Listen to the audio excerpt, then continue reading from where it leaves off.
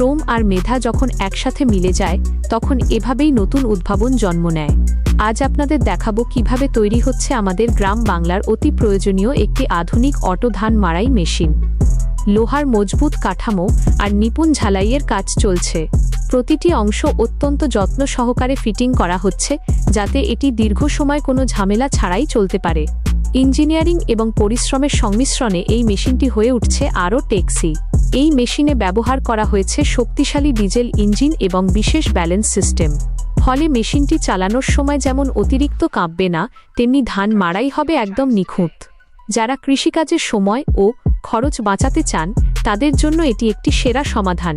মেশিনটি তৈরি শেষে এবার সাজানোর পালা। উজ্জ্বল রং এবং নিপুণ ডিজাইন দিয়ে একে একটি প্রফেশনাল লুক দেওয়া হয়েছে। শুধু কাজ নয়, এটি দেখতেও মাশাআল্লাহ বেশ চমৎকার হয়েছে। রাস্তায় যখন এই মেশিনটি চলে তখন সবাই অবাক হয়ে তাকিয়ে থাকে। আমাদের দেশের মানুষের হাতের তৈরি এই অটো ধান মাড়াই মেশিনটি আপনার কেমন লাগলো তা কমেন্টে জানান। ভিডিওটি ভালো লাগলে লাইক দিন এবং শেয়ার করে সবাইকে দেখার সুযোগ করে দিন।